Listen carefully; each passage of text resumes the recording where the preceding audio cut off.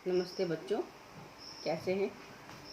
आशा करती हूँ कि आप सभी स्वस्थ होंगे। मैं पुनः आज इस कक्षा में इस वीडियो के माध्यम से आप लोगों को विषय व जानकारी देने के लिए प्रस्तुत हूँ। आप मुझे जानते ही होंगे, परिचय की मैं मोहताज नहीं हूँ, इसलिए मैं समय को ध्यान रखते हुए मैं अपने विषय पर आती हूँ। कोर्स 3, ठीक है। कोर्स 3 में आप लोगों का जो विषय है यूनिट 5 में, मैं इससे पहले निर्देशन और परामर्श पढ़ा चुकी हूँ। करीबन 2 दूसरे दिन हो रहे हैं ये मेरे नए चैप्टर को पढ़ाने के लिए। स्पेशल चिल्ड्रन मैं आप लोगों को पढ़ा रही हूँ, लर्निंग एंड स्पेशल चिल्ड्रन। तो इसमें मैं आप लोगों को विशिष्ट बालक के बारे में मैं आप लोगों को बताई हूँ कि विशिष्ट बालक कौन है, क्या है, और ये विशिष्ट बालक जो है इसकी क्या विशेषताएं। अब विशिष्ट बालक में बहुत सारे बच्चे ऐसे होते हैं जो विशिष्टता में कहलाते हैं, और इन विशिष्टताओं को रूप में देखा जाए तो ये जो विशिष्ट बालक होते हैं ये कुछ तरह के होते हैं जिसकी पहचान अलग अलग होती है, जिसकी आइडेंटिफाई अलग अलग होती है। तो मैं इसको मैं आप लोगों को पिछली कक्षा में संक्षेप में बताई थी, मैं आज विस्तार पूर्वक में इसे बताऊंगी। सबसे पहले मैं शुरू करती हूँ विशिष्ट बालकों में से। आपके लिए जो बालक, विशिष्ट बालकों को मैं 2 प्रकार के वर्गों से विभाजित की थी। सबसे पहला वह कि जो औसत, जो उसकी बुद्धि उपलब्धि है, उसकी औसत के दृष्टिकोण से काफ़ी वह बच्चे की जो उपलब्धि काफ़ी उच्च होती है, उच्च दृष्टिकोण वाले बच्चे होते हैं। और वैसे और दूसरे बच्चे भी होते हैं जो उसकी बुद्धि उपलब्धि IQ के लेवल पर उसकी औसत दृष्टिकोण होती है वो काफ़ी निम्न होती है, निम्न दृष्टिकोण होते हैं। तो इस प्रकार से उन बच्चों को हम 2 वर्गों में बांट सकते हैं, उच्च वर्ग और निम्न वर्ग। तो जो कम बुद्धि ये वाला होते हैं वो कम बुद्धि वाले होते हैं, और जो उच्च वर्ग के होते हैं वो बच्चे को हम लोग गिफ्टेड चिल्ड्रन या फिर प्रतिभाशाली बच्चे के रूप में, हम उसे मेधावी बच्चे के रूप में हम जान सकते हैं। तो आइए हम इन बच्चों को विशेष रूप से आइडेंटिफाई कराते हैं ताकि आप अच्छी तरह से इन बच्चों के बारे में जान जाएं कि ये बच्चे वास्तविकता, इनकी पहचान क्या है, इनकी विशेषता क्या है, ठीक है। ये किस प्रकार से कार्य करना पसंद करते हैं, इसका अधिगम क्षमता क्या है, इसको मैं आप लोगों को बेहतर तरीके से बताऊंगी। जैसे मेधावी छात्र के बारे में यदि मैं चर्चा कर रही हूँ आप लोगों से, तो सभी बालक एक समान नहीं होते। यहाँ मैं स्पष्ट कर रही हूँ कि सभी बालक एक समान नहीं होते। वे उन बालकों में आपस में कई प्रकार की विभिन्नताएं पाई जाती हैं। विभिन्नताएं अर्थात व्यक्तिगत विभिन्नताएं, इंडिविजुअल डिफरेंसेस पाए जाते हैं। कई बालक शारीरिक रूप से एक दूसरे से भिन्न होते हैं, कई बालक मानसिक रूप से एक दूसरे से भिन्न होते हैं। हमें बताइए, कई बालक शारीरिक रूप से एक दूसरे से भिन्न होते हैं और कई बालक जो होते हैं मानसिक रूप से एक दूसरे से भिन्न होते हैं। ये विशेषताएं आपस में देखा जाए तो इन पक्षों में मिलती जुलती है। जो बालक सामान्य बालकों से भिन्न होते हैं, सामान्य बालक से भिन्न होते हैं, तो उन्हें अलग वर्ग में रखा जाता है। लेकिन ऐसे मेधावी छात्र जो जिनमें एकदम अलग ही प्रकार की विशेषताएं पाई जाती है, बिल्कुल अलग तरह की विशेषताएं पाई जाती है। कठिनाइयों और शिक्षा के साधन जो होते हैं, इसमें अध्ययन करना अध्यापक के लिए अत्यंत आवश्यक होता है। जो इनके लिए जो विशेषताएं होती है, इसके लिए अध्यापक जो होते हैं विशेष रुचि लेते हैं इन बालकों के प्रति, क्योंकि इनमें अलग ही क्षमता दिखाई देती है। प्रतिभावान बालकों का अर्थ होता है, मान लीजिए मीनिंग ऑफ गिफ्टेड चिल्ड्रन को हम यदि बोलते हैं तो क्यों हम बोलते हैं, किस प्रकार से बोलते हैं विशेष, तो हम इसका माने समझते हैं कि विशेष प्रकार से हम ध्यान में चाहते हैं कि इन बालकों की जो बुद्धि अधिक होती है, यह बालक सामान्य बालक से बिल्कुल अलग होते हैं, नॉर्मल चाइल्ड से बिल्कुल अलग होते हैं, कि इनके लिए विशेष प्रकार की शिक्षा, ध्यान दीजिए, इनके लिए विशेष प्रकार की शिक्षा, प्रशिक्षण और समायोजन की आवश्यकता होती है। अन्यथा दूसरे बालकों के साथ ये कक्षा में ना उठ बैठ सकते हैं, ना अध्यापन क्रिया कर सकते हैं, ना ही समायोजित कर पाते हैं। कई बार इनकी ओर ध्यान नहीं देने से या अनाचाही दिशा की ओर अग्रसर हो जाते हैं। इनकी जो प्रतिभा इतनी आश्चर्यजनक होती है कि कई बार वो यदि इस पर ध्यान नहीं देने से ये दूसरे दिशा की ओर अपने को रुख कर जाते हैं और उसी ओर अपनी प्रतिभा को की झलक दिखाते हैं। प्रायः उच्च बुद्धि वाले की IQ जो होती है विद्यार्थियों को प्रतिभाशाली इसलिए भी माना जाता है। अतः प्रतिभावान बच्चों की जो IQ लेवल होती है काफ़ी ज़्यादा होती है। तो कहने का मतलब जैसे मान लीजिए 120 से ऊपर, 110 से ऊपर जिसकी IQ लेवल होती है वे काफ़ी प्रतिभाशाली बच्चे के रूप में कहलाते हैं।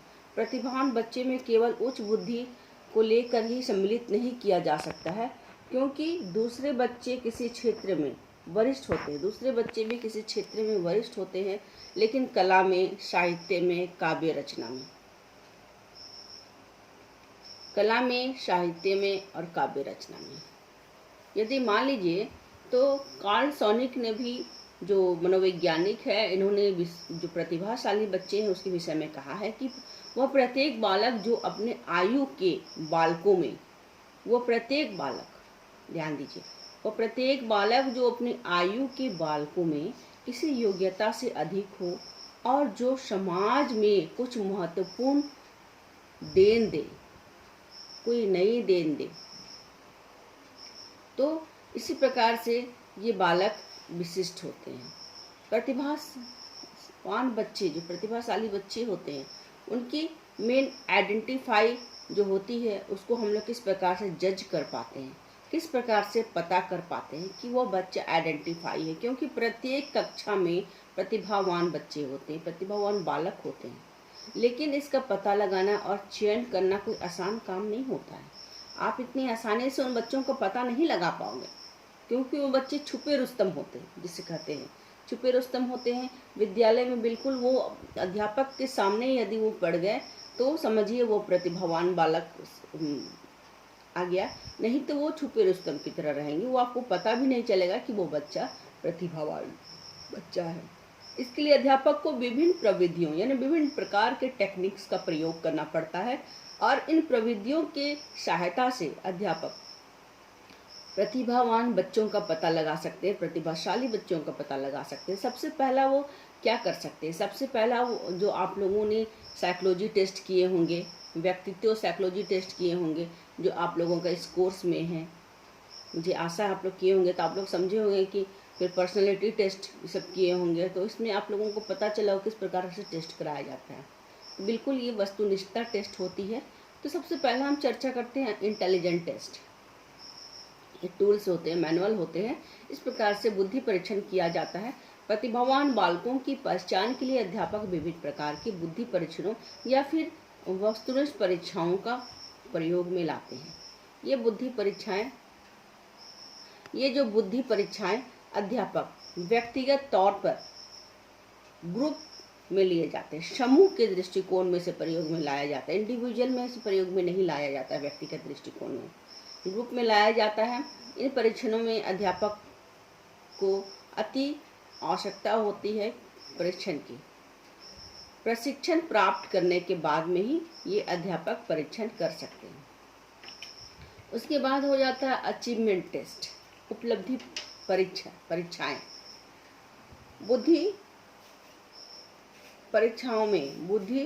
परीक्षाओं के अतिरिक्त बालकों में उपलब्धि परीक्षाओं तथा प्रतिभावान बालकों की श्रेणी। बुद्धि परीक्षाओं के अतिरिक्त बालकों में उपलब्धि परीक्षाएं के द्वारा में क्या किया जाता है, बालकों को, विशिष्ट बालकों को पहचाना जाता है। इस प्रकार की परीक्षाओं में विद्यार्थी उपलब्धियों का ज्ञान भली भांति हो जाता है। उच्च स्तर की उपलब्धि बालकों की प्रतिभावान जो होती है वे आशाएं जागृत की जाती हैं। उसके बाद होता है एप्टीट्यूड टेस्ट, अभिरुचि परीक्षाएं। अभिरुचि से विद्यार्थियों की भविष्य की सफलता का पता लगाया जा सकता है कि वह किस क्षेत्र में जाना चाहते हैं, किस क्षेत्र में वह कार्य करना चाहते हैं। इससे उसकी भविष्य का पता लगाया जा सकता है और इसके लिए भी परीक्षाएं ली जाती बच्चों से ली जाती है, टेस्ट लिया जाता है। फिर संबंधित व्यक्तियों की सूचनाएं, जैसे मान लीजिए कि वह प्रतिभावान बालक है तो उसके अध्यापक से वह सूचना लिया जा सकता है। उस बालक से संबंधित कोई अन्य व्यक्ति हो, उसके पारिवारिक सदस्य हो, आस पड़ोस के लोग हो, समाज के लोग हो, उनकी गतिविधियों, उनकी प्रतिभा का अनुमान लगाया जा सकता है। और प्रतियोगिताएं करवा करके, बहुत विशिष्ट बात है कि प्रतियोगिताएं करवा करके उस बालकों का प्रतिभा का पता लगाया जा सकता है कि वो बालक किस प्रकार के बच्चे हैं। जैसे प्रतिभा के द्वारा उसकी योग्यताओं का पता लगाया जा सकता है। व्यक्तियों में, अध्यापक विद्यार्थियों में रुचि का पता लगाया जा सकता है। रुचियों के अनुसार शिक्षण कार्य परिवर्तन में सुधार लाया जा सकता है। जी हाँ, डी, तो इस प्रकार से उन बच्चों में सुधार लाया जा सकता है, परिवर्तन लाया जा सकता है। तो ये प्रतिभावान बच्चे होते हैं, प्रतिभाशाली बच्चे होते हैं। अब हम लोग इस प्रतिभाशाली बच्चों में कैसे इस बच्चों में प्रतिभावान का बच्चे में पता लगाया जा सकता है, इसकी क्या पहचान होती है, इसकी क्या पहचान होती है जिससे हम लोग जानेंगे कि ये बालक प्रतिभावान बच्चे। सबसे पहले जानेंगे कि इन बालकों को ध्यान से देखा जाए तो सब कुछ याद आ जाता है। कुछ प्रश्न पूछने से सब कुछ याद आ जाता है। ये बच्चे जो होते हैं स्पष्ट सोचने, ये बच्चे जो होते हैं स्पष्ट सोचने, अर्थों को समझने, स्पष्ट सोचने या जो भी कक्षा में जो पढ़ाया जा रहा है उसके अर्थों को समझने या फिर उससे संबंधित पहचान करने में श्रेष्ठ होते हैं। जैसे इसमें एक प्रकार का उदाहरण मैं देना चाहूँगी। जैसे मान लीजिए कि जैसे ये बच्चे को पढ़ाए जा रहे हैं, भूगोल का विषय है और ये बच्चे को पढ़ाए जा रहे हैं पर्वत, जंगल, तो ये बच्चे को समझ में आ जाएगा कि जंगल है, यदि है तो इसमें पशु पक्षी होंगे जरूर, पेड़ हैं तो फल और फूल जरूर होंगे। फिर वो बच्चे इस बात को आवश्यक रूप से पता लगा लेते हैं, रुचि के द्वारा संबंध पहचान लेते हैं कि इन जंगलों की लकड़ियों से किसी वस्तु का निर्माण किया जा सकता है और इन जंगलों की कटाई से वर्षा रुक सकती है, नदियाँ चौड़ी हो सकती हैं। तो कहने का मतलब कि इस प्रकार से जो बच्चे होते हैं, इस प्रकार से जो बच्चे होते हैं तो ये इनकी यह पहचान होती है। दूसरी यह कि सामान्य बुद्धि का अधिक प्रयोग करते हैं। हम लोग जनरलाइज प्रयोग करते हैं, अपनी बुद्धि का समझ में आया तो ठीक है, नहीं समझ में आया तो छोड़ दीजिए। जो सामान्य बच्चे होते हैं इस प्रकार से चंचलता के दृष्टिकोण से वो छोड़ देते, उस पर मेहनत नहीं करते। लेकिन ये बच्चे होते हैं इनमें गूढ़ रहस्य जो इनके सामने दिखाई दे रहा है और वो उसका पता नहीं लगा पाए हैं, तो वो उसके निष्कर्ष तक पहुंचने की जरूर कोशिश करते हैं। कहने का मतलब कि सामान्य बुद्धि का अधिक प्रयोग में लाते हैं, बिना रटकर भी ये बच्चे समझने का प्रयास करते हैं। ये इनकी सबसे बड़ी उपलब्धि होती है। फिर होता है शब्द ज्ञान बहुत विस्तृत होता है। जिस शब्द को ये बच्चे पकड़ लेते हैं उस शब्द को विभिन्न रूपों में उस शब्द को जानने की कोशिश करते हैं कि इसका किस रूप, इसका अर्थ किस किस रूप में होगा, इस शब्द का प्रयोग किस किस रूप में हम कर सकते हैं। फिर ये जो प्रतिभाशाली बच्चे होते हैं ये कठिन कार्यों को आसानी से कर लेते हैं। जो भी कठिन कार्य जो मिलता है, जो सामान्य बच्चे नहीं कर पाते हैं, वे कठिन कार्य को आसानी से कर लेते हैं। फिर है कि मौलिक चिंतन करते हैं। इनके अंदर में एक प्रकार की चिंतन भावना छिपी रहती है, कॉन्शियस। बिल्कुल मैं आप लोगों को कक्षा में पढ़ाई हूँ, चिंतन आचिंतन आचेतन, कॉन्शियस अनकॉन्शियस। कहने का मतलब कि इन बच्चों में चिंतन करने की जो प्रक्रिया होती है वो सबसे अधिक होती है, बच्चे चिंतन कर सकते हैं। ठीक है, तो इसके आधार पर इस उपरोक्त गुण जो मैं आपको बताई हूँ, ये प्रतिभाशाली बच्चों के गुण हैं। इस गुण के द्वारा शैक्षिक और बौद्धिक रूप से ये बच्चे प्रतिभावान बच्चे के रूप में पहचाने जाते हैं। अब ये बच्चों की क्या विशेषताएं हैं, इन बच्चों की किस प्रकार की विशेषताएं, उस पर चर्चा करेंगे। सबसे पहला है कि इन बच्चों की बुद्धि उपलब्धि जो होती 110 से अधिक होती है।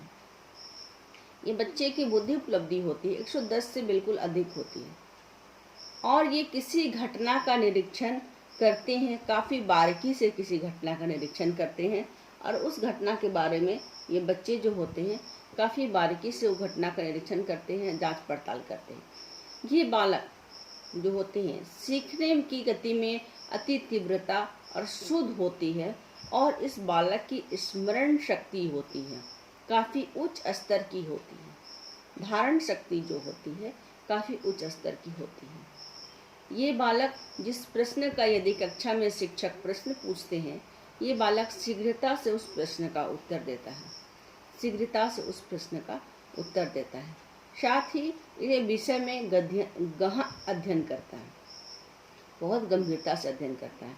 अपने से बड़े दोस्ती से करना, अपने से बड़े लड़कों से दोस्ती करना इन बालकों में बिल्कुल झिझक नहीं होती, तुरंत दोस्ती कर लेता है, और विभिन्न प्रकार की रुचियां रखता है। हम लोग किसी एक रुचियों को लेकर आगे बढ़ते हैं, ये बालक जो होते हैं विभिन्न प्रकार की रुचियां रखता है। विभिन्न प्रकार, जैसे मान लीजिए कि हम लोग किसी वस्तु से कुछ का निर्माण करते, नहीं बनता तो हम लोग छोड़ देते, लेकिन ये बालक कलात्मक रूप से बहुत प्रतिभावान होते हैं, रुचि रखता है। इन बालकों में मानसिक शारीरिक भावात्मक का जो विकास होता है, मानसिक शारीरिक भावात्मक का जो विकास होता है उच्च कोटि का होता है, और ये बालक का सामान्य ज्ञान भी काफ़ी उच्च होता है, जनरल नॉलेज। ये बच्चे काफ़ी अधिक महत्वाकांक्षी होते हैं, और ये बच्चे हंसमुख स्वभाव के होते हैं।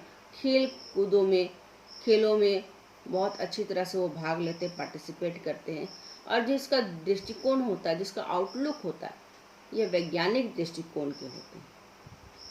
ठीक है, तो ये बच्चों के विशेषताएं हैं, प्रतिभावान बच्चे की विशेषताएं। मैं आप लोगों को बता रही हूँ प्रतिभावान बालकों की शैक्षिक व्यवस्थाएं किस प्रकार से की जानी चाहिए, किस प्रकार से उन बच्चों को शैक्षिक रूप से व्यवस्थाएं की जानी चाहिए। क्योंकि कक्षा में प्रतिभावान बालकों की उपस्थिति में अध्यापकों की बहुत सारी समस्याएं उत्पन्न हो जाती है अध्यापकों के सामने, क्योंकि वो अध्यापक से जो पाठ्य संबंधी प्रश्न के साथ पाठ्य संबंधी में कुछ ऐसे प्रश्न पूछ देते हैं जिससे अध्यापक आश्चर्यजनक हो जाता है, और उन बच्चों का अगर उसके संतुष्ट के अनुसार में वो संतुष्ट नहीं हो जाए, तब तक वो अध्यापक को उन बच्चों का प्रश्न का उत्तर देते रहना पड़ता है। ये अध्यापक के लिए काफ़ी आश्चर्यजनक बातें होती है, और सही तरीके से यदि अध्यापक अपना तैयारी नहीं करके पाठ्य विषय को पढ़ाए तो उनके लिए समस्या भी बन जाती है। तो सबसे पहले हम चर्चा करेंगे शैक्षिक व्यवस्थाओं को किस प्रकार से हम वर्णित कर सकते हैं, बता सकते हैं हम आप लोगों को। सबसे पहले है अवसरों की समानता, इक्वलिटी ऑफ अपॉर्चुनिटीज। अवसरों की समानता, अवसरों की समानता में हम लोग देखेंगे कि अध्यापक को प्रायः कक्षा में, विद्यालय में प्रतियोगिता एवं प्रतिष्ठा से विकसित करने के लिए बच्चों के सामने बार बार प्रतियोगिताओं की करानी चाहिए, ताकि विद्यार्थी इसमें खुलकर भाग ले सके, और उनके लिए शैक्षिक जो उनके सीखने की जो उसकी आत्मनिर्भर, उसमें जो आत्मविश्वास की जो भावना है वो उभर करके आए, वो पीछे ना रहे। जो उस क्षेत्र में आगे हैं बच्चे, उस क्षेत्र में आगे आए। फिर होता है रैपिड प्रमोशन, फिर होता है तीव्र प्रोन्नति, जिसे तीव्र प्रोन्नति कहते हैं। मनोवैज्ञानिक जो होते हैं, जैसे आप लोग देखेंगे जो चौथी कक्षा का बालक है, आप लोग देखे होंगे कि 8वीं कक्षा के प्रश्न का उत्तर दे रहा है, सॉल्व कर रहा है। तो इसी प्रकार से कई मनोवैज्ञानिक और शिक्षा शास्त्री प्रतिभावान बालकों की तीव्र प्रोन्नति का सिफारिश करते हैं। जैसे कहने का मतलब कि ये विद्यार्थी शारीरिक और मानसिक सामाजिक रूप से इतना अधिक विकसित हो जाता है कि यदि तीव्र उन्नति नहीं करने से इन बालकों में कुसमायोजन होने की संभावनाएं रहती हैं, और इस बालक में विपरीत प्रभाव पड़ता है। इसलिए इन बालकों को तीव्र प्रोन्नति करने की आवश्यकता होती है। यदि वह जिस कक्षा का विद्यार्थी होने लायक है तो उस कक्षा संबंधी परीक्षाएं में उस विद्यार्थी को आगे बढ़ा करके या फिर प्रमोटेड करके उसे पास करके आगे की कक्षाओं में उसे स्थानांतरण कर दिया जाता है। फिर है पाठ्य समृद्धि, पाठ्यक्रम की समृद्धि।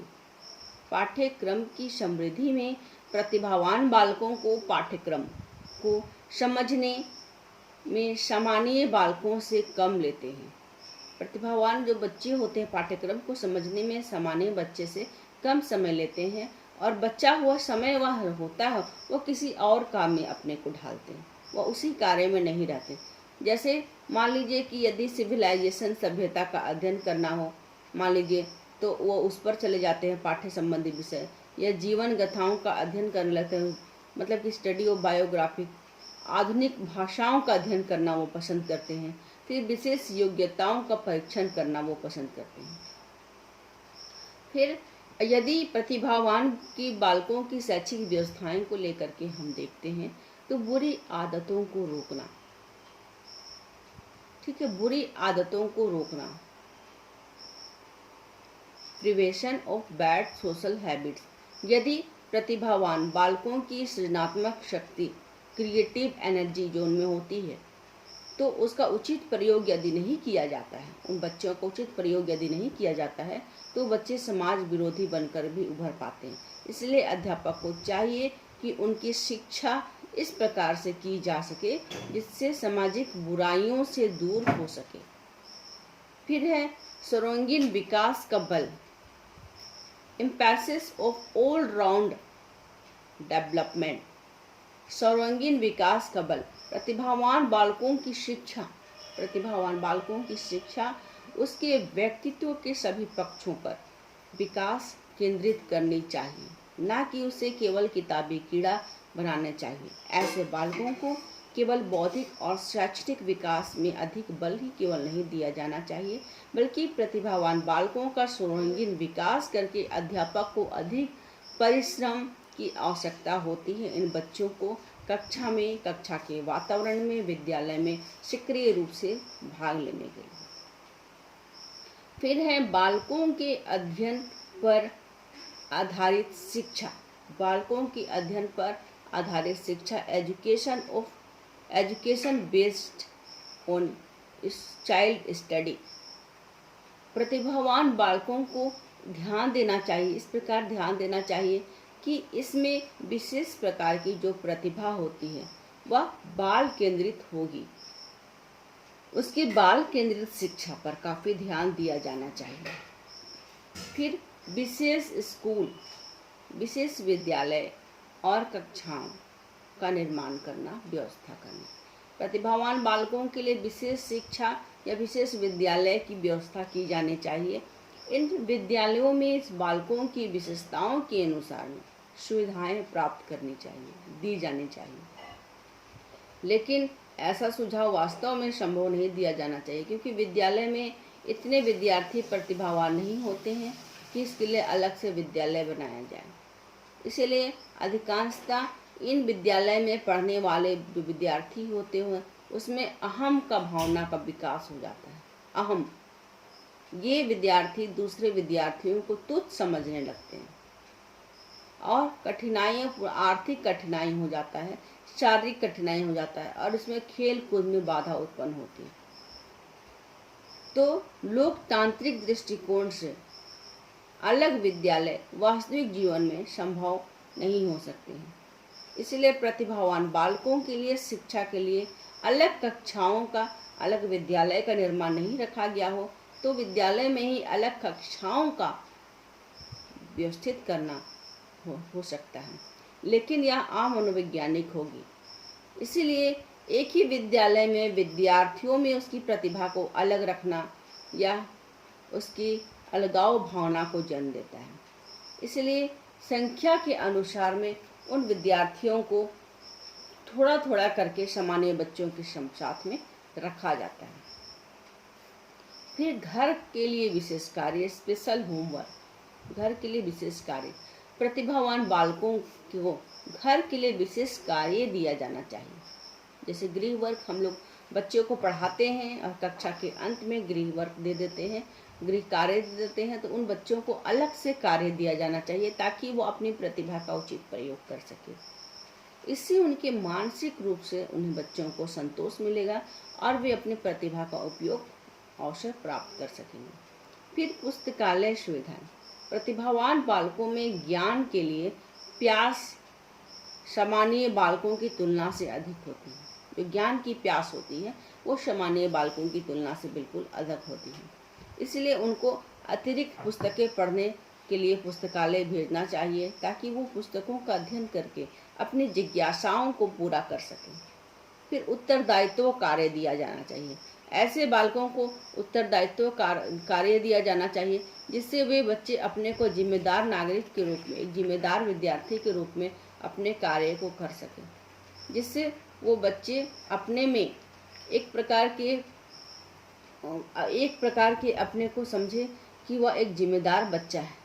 इसके अतिरिक्त उन बच्चों को प्रोजेक्ट्स, क्लबों, सभाओं या टीम का नेता भी बनाया जाना चाहिए। जिस प्रकार की जो विद्यालय में होती है, ग्रुप का नेता होता है, क्लास का मॉनिटर होता है, तो इन बच्चों को बनाया जाना चाहिए। जिस अध्यापक विद्यालय में या कक्षाओं में प्रतिभावान बालकों को लिए विशेष प्रबंध करता है और उसको सीखने के लिए, उसकी प्रतिभा का विकास के लिए उनको सहयोग देता है। प्राचीन समय में देखा जाए तो एक विधि का प्रयोग किया जाता था, ठीक है। तो इस विधि के द्वारा में उस बच्चों को कुछ रूपों में देखा जा सकता है। तो इस प्रकार से जैसे मान लीजिए कि उसके आयु का विकास करते समय उसमें ध्यान देना चाहिए। प्रतिभावान बच्चों के लिए सुनिश्चित माध्यम से कार्यक्रम दिया जाना चाहिए ताकि वो बच्चे अच्छी तरह से अध्ययन कर सकें। किसी भी विद्यालय में ऐसी प्रक्रिया अपनाई गई है कि उस विद्यालय में माता पिता के सहयोग, अभिभावक के सहयोग के द्वारा में उस प्रतिभावान बच्चे का जो अचीवमेंट होता है, जो उपलब्धि होता है अभिभावक के साथ में, समाज के लोगों के साथ में, वह अचीवमेंट को उस बच्चे को सामान्य दिया जाना चाहिए ताकि वह बच्चा उस उपलब्धि की ओर, उस लक्ष्य की ओर आगे बढ़ सके। तो ये तो मैं आप लोगों को प्रतिभावान बच्चों के बारे में बताई हूँ कि जिस वजह से उस बच्चे की शिक्षा व्यवस्था में किस प्रकार से सुधार की जानी चाहिए, व्यवस्था की जानी चाहिए। आगे मैं आप लोगों को बताना चाह रही हूँ कि पिछड़े बच्चों में किस प्रकार से सुधार किया जाना चाहिए। पिछड़े बच्चों में किस प्रकार से सुधार किया जाना चाहिए। तो पिछड़े बालक की पहचान के लिए हम आप लोगों को क्या बताएं। पिछड़े बालक कौन है? जिसे हम लोग एक्सेप्शनल चिल्ड्रन भी कहते हैं, बैकवर्ड चिल्ड्रन। पिछड़े बालक में एक वर्ग विशेष पिछड़े बालक का भी होता है। ये पिछड़े बालक कौन होते हैं, इनका क्या अभिप्राय है, इसके बारे में आप लोगों को बताती हूँ। बर्ट ने कहा है, मनोवैज्ञानिक बर्ट ने कहा है कि पिछड़ा हुआ बालक वह है जो विद्यालय के जीवन के मध्य अपनी आयु स्तर की कक्षा में नीचे अपने को कार्य करने में असमर्थ पाता है। तो इस प्रकार से जो पिछड़े बालक होते हैं, जिसे किसी भी प्रकार की समस्याएं होती हैं, वह उसे कर नहीं पाता। इसका आईक्यू लेवल काफ़ी कम होता है और मान लीजिए कि आयु में इसकी जो बहुत कम उम्र की आयु होती है, 8 वर्ष, 10 वर्ष, 6 वर्ष, इतने वर्ष की आयु में ही इसकी जो बुद्धि उपलब्धि होती है काफ़ी कम होते जाती है, जिस वजह से यह बालक पिछड़ा बालक कहलाता है। जैसे पिछड़े बालक शहरों में की अपेक्षा गांव में या फिर पलायन जो कर जाते हैं उस क्षेत्र में अधिक पाया जाता है। इन बच्चों में जागरूकता की कमी होती है, इसके लिए उत्तरदायित्व अधिक मायने नहीं रखता है। ये कम बुद्धि, लो इंटेलिजेंस, वातावरण का प्रभाव, शारीरिक दोष, विद्यालय से भागना, इस प्रकार से इन बालकों की जो ये होती है, सीखने की जो ये गति होती है या रहती है। विशेष रूप से देखा जाए तो पिछड़ा बालक वह होता है जो अपनी आयु के वर्ग विद्यार्थियों की तुलना में शैक्षणिक दुर्बलता का प्रदर्शन करता है। इस वर्ग के विद्यार्थियों की अपनी विशेषताएं होती हैं। इस समस्या पर नियंत्रण के विभिन्न कारणों को जानना महत्वपूर्ण है क्योंकि इन कारणों को जानने के बिना हम इसके पिछड़ेपन के विशेषताओं को नहीं जान पाएंगे। पिछड़े बालकों की विशेषताओं को जानने के लिए हम यह चर्चा करेंगे कि जैसे मान लीजिए सबसे पहला बात है, पिछड़े हुए बालकों जो होते हैं, इसकी विशेषताएं होती है, मंद गति से सीखते हैं। इसकी तुलना सामान्य बालकों का अधिगम करने से नहीं की जा सकती, कि सामान्य बालक तीव्र गति से सीखते, ये बालक मंद गति से सीखते और ये कक्षा में सामान्य बालकों से समायोजन नहीं कर पाते हैं और इन बालकों को काफ़ी असुविधाएं महसूस होती हैं। अपनी उम्र के साथ बालक जो बच्चे होते हैं, जो शैक्षिक क्षेत्र में ये बालक काफ़ी पिछड़े हुए होते हैं, तो इनका कारण होता है कि एक कक्षा में कई कई साल लगा देते हैं, एक कक्षा से आगे नहीं बढ़ पाते हैं। शिक्षा के क्षेत्र में इसका जो शिक्षा के क्षेत्र में इसका जो स्टेग्नेशन होता है वो काफ़ी कम हो जाता है। इसकी जो धारा प्रवाह विहीनता होती है ये अन्य सामान्य बालकों से काफ़ी कम होता है। तो पिछड़े बालकों की जो बुद्धि उपलब्धि होती है ये सामान्य होना आवश्यक नहीं है, क्योंकि पिछड़े हुए बालकों को अर्थ स्पष्ट करने के लिए इसे प्रयोग में हम नहीं लाया जा सकते हैं। हम आप लोगों को बताए थे एक एग्जाम्पल वेस्टेज और स्टेग्नेशन, अपव्यय और अवरोधन को लेकर के। वेस्टेज स्टेग्नेशन क्या है, अपव्यय क्या है? वैसे बच्चे जो कक्षा में अध्ययन करने के साथ में विद्यालय में आधी कक्षा अध्ययन करने के पश्चात वो विद्यालय छोड़ देते हैं, तो ऐसे बच्चों की जो क्षति होती है धन, श्रम और समय, तो ये बच्चे में अपव्यय दोष हो जाता है। ये यानी अपव्यय स्टेग्नेशन जो होते हैं उस प्रकार के उस समस्या में आ जाते हैं। फिर स्टेग्नेशन, ऐसे बच्चे जो एक ही कक्षा में बार बार पढ़ते हैं, 1 साल 2 साल 3 साल पढ़ते हैं, तो ऐसे बच्चे की जो समस्या होती है स्टेग्नेशन होते, इन बच्चों के भी जो क्षति होती है, उनके धन, उनके परिश्रम और उनके समय, ये 2 चीज़ों की क्षति होती है। तो इस प्रकार से इन बालकों में वेस्टेज और स्टेग्नेशन, ये 2 प्रकार की समस्याएं पाई जाती है पिछड़े बालकों में। पिछड़े बालकों की जो बुद्धि उपलब्धि होती है का संबंध हम लोग देखा जाए तो यह काफ़ी कम होती है। इन बच्चों की बुद्धि उपलब्धि जो होती है 75 से 90 के बीच में होती है, बहुत कम होती है। तो ऐसे बालकों के लिए विशेष शिक्षा कक्षा की व्यवस्था की जानी चाहिए, क्योंकि ऐसे बालक जो होते हैं सामान्य शिक्षा के कोण के दृष्टिकोण से काफ़ी पीछे होते हैं, अपनी योग्यताओं को कम प्रदर्शित कर पाते हैं और उतना लाभ नहीं प्राप्त कर पाते हैं जितना सामान्य बच्चे लाभ प्राप्त कर पाते हैं। यानी विद्यालय में कितने तरह के मैं बच्चों के बारे में आप लोगों को बताए, एक प्रतिभावान बच्चे, सामान्य बच्चे और पिछड़े बच्चे। तो पिछड़े बच्चों के बारे में मैं आप लोगों को बता रही हूँ कि वह स्वयं को अपने को दिखा नहीं पाता है, तो किन किन समस्याओं में वह घिर जाता है। तो ऐसे बच्चों के लिए क्या करना चाहिए? ऐसे बच्चों के लिए विशेष कक्षा का आयोजन किया जाना चाहिए। विशेष कक्षा कहने का तात्पर्य है कि इन बालकों का ध्यान थोड़ी समय के लिए बना रहता है कक्ष में।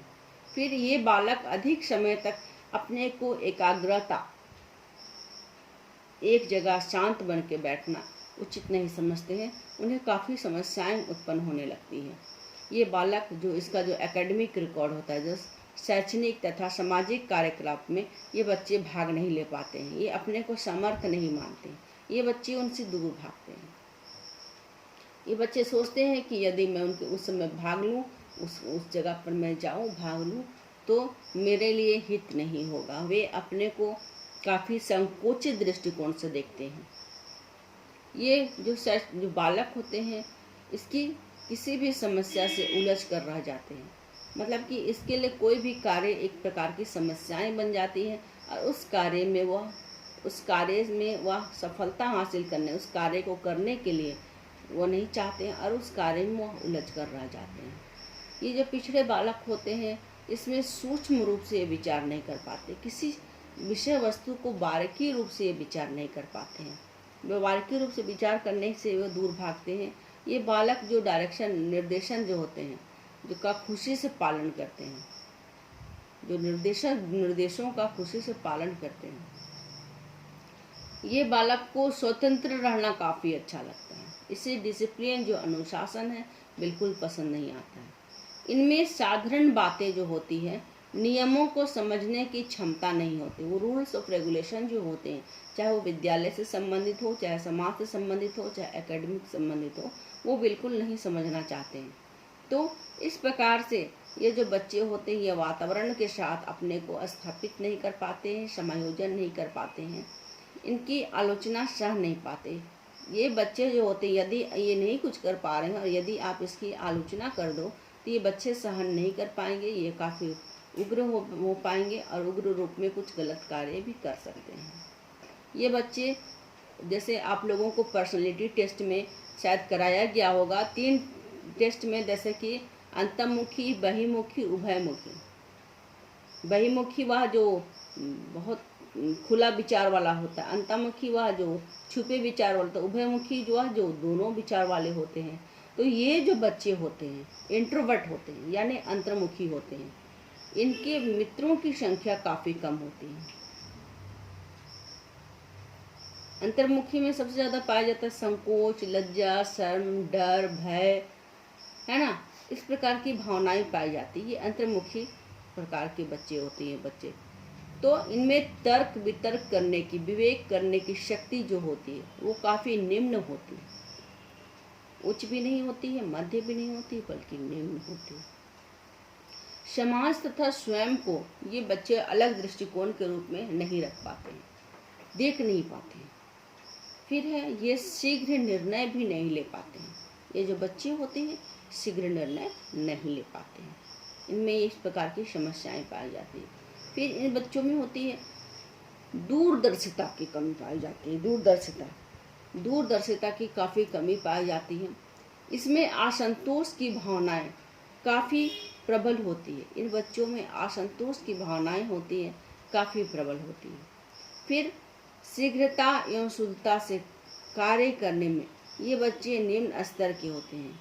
शीघ्रता और शुद्धता से कार्य करने में ये बच्चे निम्न स्तर के होते हैं।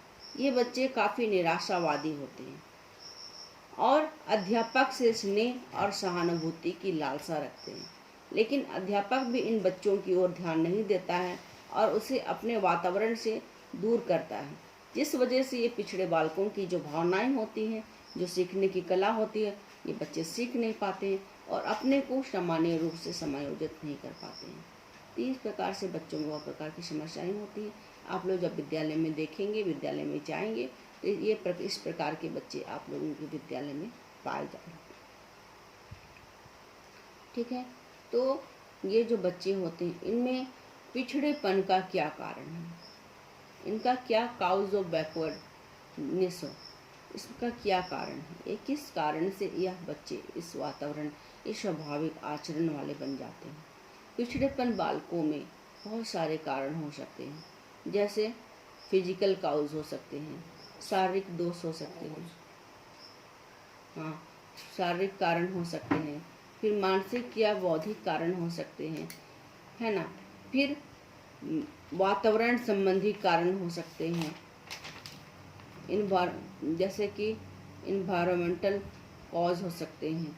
फिर सामाजिक और सांस्कृतिक कारण हो सकते हैं, सोशल और कल्चरल कॉज हो सकते हैं।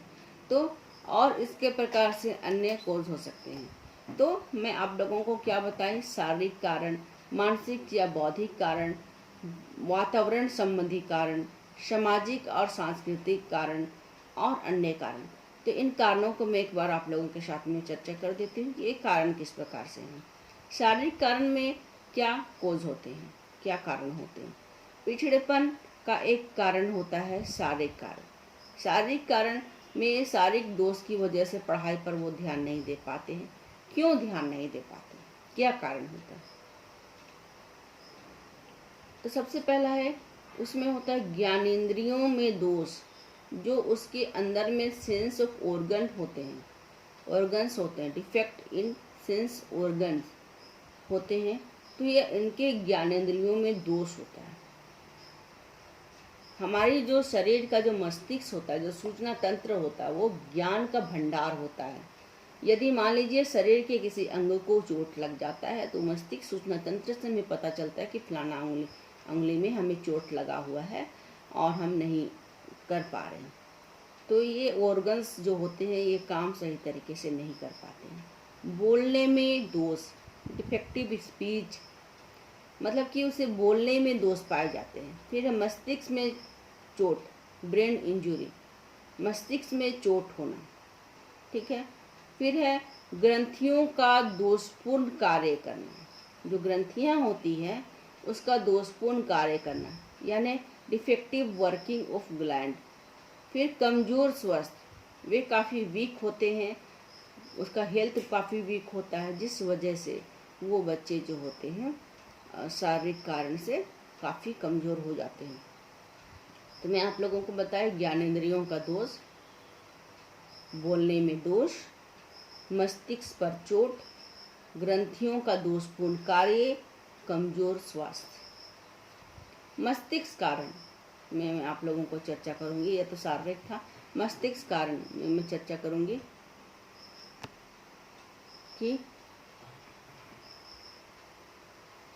कि वैसे बुद्धि वाले बच्चे जो IQ लेवल में पिछड़ेपन का कारण नहीं होती, बल्कि कई बार बहुत कम बुद्धि वाले व्यक्ति या सामान्य बालकों की तुलना में बहुत पिछड़ जाते हैं। मानसिक कारणों की बुद्धि की कमी से भी या अभिरुचि इनमें नहीं हो पाती है। इसी प्रकार इन बच्चों में पिछड़ेपन की बातें होती हैं।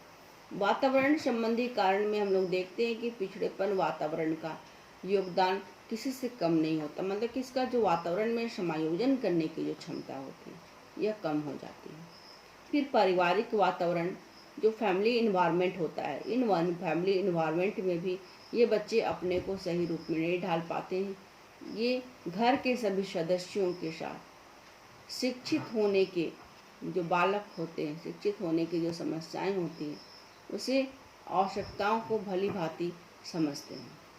घर में यदि बालकों की आवश्यकता या रुचियों का पूर्ण ध्यान रखा जाए तो बालकों में इस प्रकार का नियंत्रण रहेगा और परिवार की स्थिति, घरेलू झगड़े, माता पिता का अशिक्षित होना और माता पिता का अनैतिक प्रवृत्ति होना बालक के पिछड़ेपन के लिए काफ़ी सहयोग करता है। और इस कारण से भी बालक पारिवारिक वातावरण से भी पिछड़ेपन रहते हैं। परिवार में माता पिता का आपसी सामंजस्य नहीं हो पाना, उनके बीच में हमेशा झगड़े होना, अशिक्षित होना और माता पिता का अलग होना, इस प्रकार से भी बच्चे जो होते हैं पिछड़े हो जाते हैं।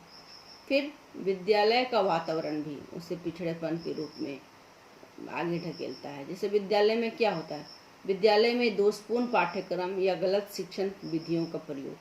ये जो बच्चे होते हैं शिक्षण विधियों का सही प्रयोग न करने से सबसे ज़्यादा प्रभाव इन बच्चों पर होता है और ये बच्चे पिछड़े हो जाते हैं। अध्यापकों का विद्यार्थियों से पक्षपात रवैया, प्राय विद्यार्थियों में देखा जाता है कि अध्यापक कुछ बच्चों से पक्षपात करते हैं, उसको सही तरीके से उसे पढ़ाते नहीं है, समझाते नहीं है।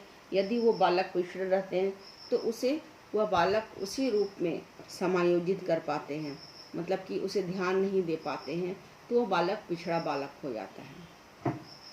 फिर है अध्यापक और विद्यार्थियों के संबंधों में तनाव।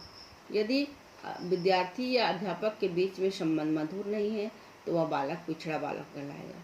फिर विद्यालय में अनुशासनहीनता, विद्यार्थी प्राय अनुशासन का पालन करते हैं और प्राय कुछ विद्यार्थी अनुशासन का पालन नहीं करते हैं और उसमें अनुशासनहीनता का स्रोत पाया जाता है। जैसे मान लीजिए अनुशासनहीनता क्या, समय पर विद्यालय नहीं पहुंचना, ठीक है, समय पर कक्षा में नहीं जाना, या फिर समय पर पुस्तकालय में अध्ययन करने नहीं जाना, गृह कार्य नहीं करना, कक्षा के नियमों को उल्लंघन करना। जैसे शिक्षक जब पढ़ा रहे हैं तो वो पीछे के दरवाजे से बाहर चले जाना, या फिर कक्षा में क्या बोलते हैं उसको, जैसे कक्षा में डिस्टर्ब करना, शिक्षकों को डिस्टर्ब करना या बेतुकी सी हरकत करना, या फिर कक्षा के बाहर अन्य छात्रों को परेशान करना, शिक्षकों का सम्मान नहीं करना, विद्यालय वातावरण में विद्यालय की जो सामग्री होती है, जो शिक्षण टूल्स होते हैं, उन टूल्स को बर्बाद करना, प्रयोगशाला में भी उचित रूप से भाग नहीं लेना, मतलब कि सही तरीके से वो प्रायोगिक कार्य नहीं करना, और इसके अनुसार को कैरिकुलम एक्टिविटीज़ जो होती है, पाठ्य सहगामी क्रियाएं होती हैं, उसमें भी भाग नहीं लेना, और जो भाग लेते हैं उन बच्चों को तंग करना, डिस्टर्ब करना। तो इस प्रकार से विद्यालय अनुशासनहीनता में आते हैं।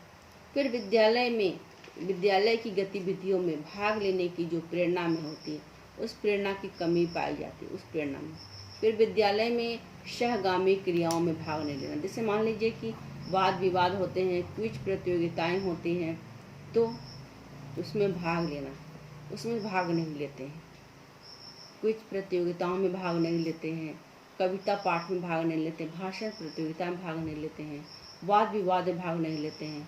और क्या होता है आप लोग बता सकते हैं, आप लोग बेहतर तरीके से जान रहे हैं, क्योंकि आप लोग के महाविद्यालय में ये सब होता है तो आप लोग को बहुत आश्चर्यजनक होता है। इसीलिए सिखाया जा रहा है ताकि आप विद्यालय में एक शिक्षक बन के ये प्रतियोगिताओं को करा सकें। ठीक है, तो इस प्रकार से आपको बच्चों को कराया जाता है। इसके साथ में पाठ्य सहगामी क्रियाओं में जैसे मान लीजिए कि प्रभात फेरी हो गया, जैसे रैली वगैरह निकाला जाता है, लोगों को अपने विचारों के माध्यम से जागरूक कराया जाता है, साक्षरता अभियान लगाया जाता है।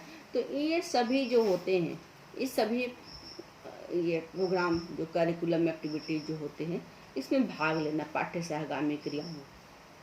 तो ये पिछड़े बालक जो होते हैं पाठ्य सहगामी क्रियाओं में भाग नहीं लेते हैं। विद्यार्थियों के प्रति इसमें देखा जाए तो अध्यापकों की भी लापरवाही होती है। अध्यापक विद्यार्थियों को लापरवाही के रूप में प्रदर्शन करते हैं, क्योंकि अध्यापक को चाहिए विद्यार्थी चाहे कितना भी गलत हो, लेकिन उसे सही रूप में प्रदर्शित करना चाहिए। उसकी जो कमियां हैं उसे ना बता के उसकी अच्छाइयों को उभार के बताना, ताकि वह बालक जो होता है अपनी कमियों को देख सके, दूर कर सके, स्वयं दूर कर सके। उसे अभिभावक दूर नहीं कर पाएंगे, अध्यापक दूर नहीं कर पाएंगे, वो बच्चे स्वयं दूर कर पाएगा।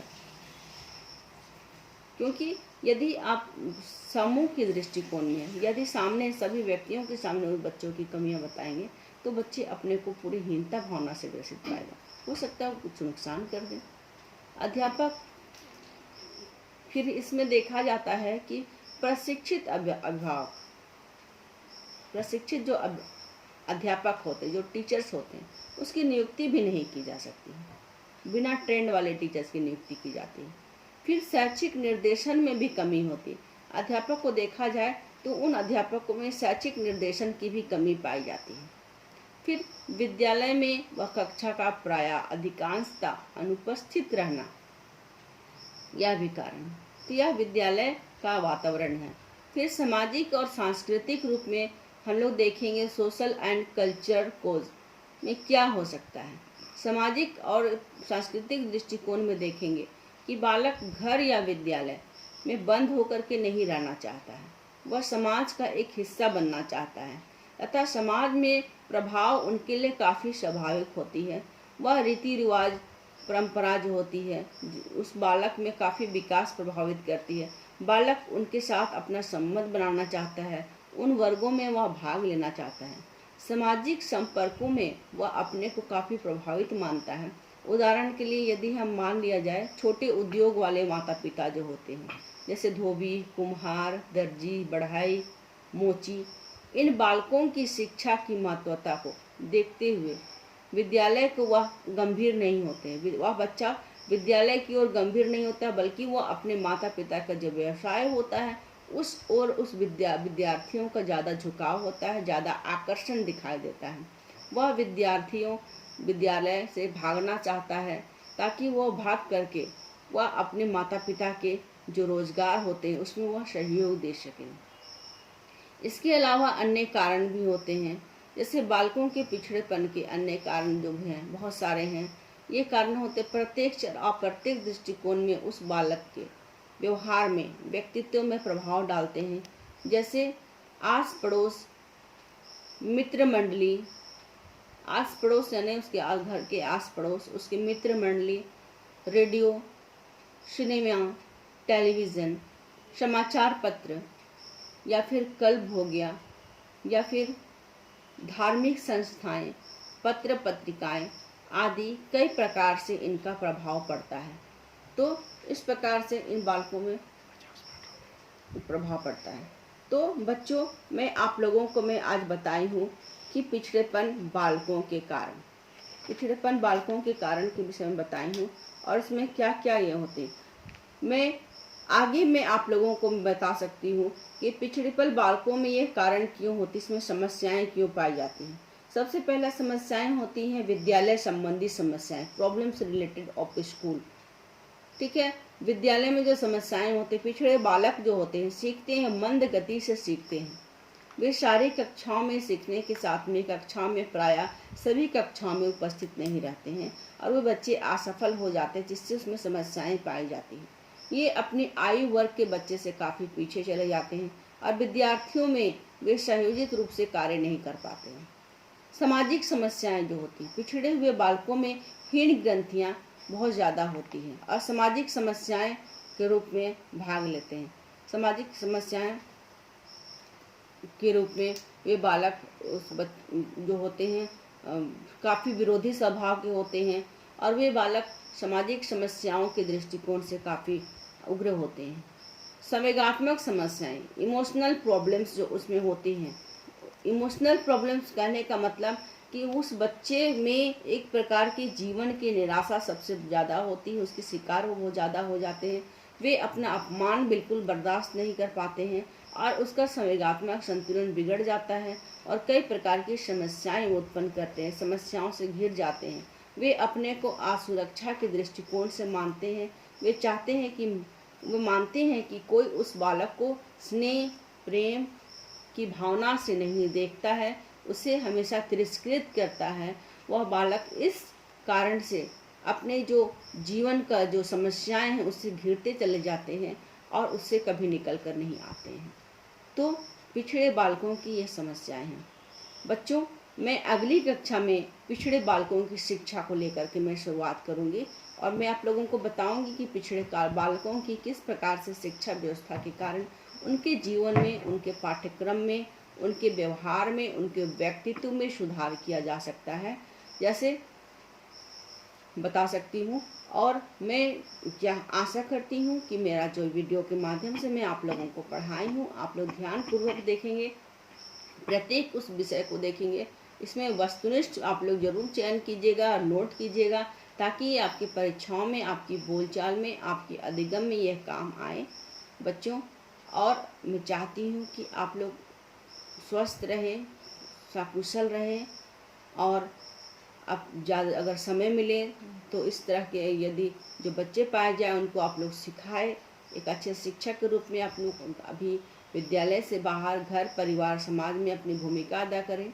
मैं आप लोगों के साथ में इतना ही बातें करते हुए विराम लेती हूँ, क्योंकि मैं चाहती हूँ कि आप लोग जिस महाविद्यालय से होके निकले उस महाविद्यालय का नाम हो, और हम लोग को भी बहुत अच्छा लगेगा कि आप लोग ऐसे विद्यालय से पढ़कर निकल रहे हैं, महाविद्यालय से पढ़ के निकल रहे हैं, प्रशिक्षित हो रहे हैं। तो बच्चों, मैं अगले वीडियो में आने से पहले आपसे फिर विराम लेती हूँ, ताकि मैं अगले वीडियो में प्रस्तुत हूँ और आप लोगों को पुनः मैं जानकारी दूंगी। अगला वीडियो मेरा होगा पिछले बालकों की शिक्षा, एजुकेशन ऑफ बैकवर्ड चिल्ड्रन से मैं शुरुआत करूँगी। धन्यवाद।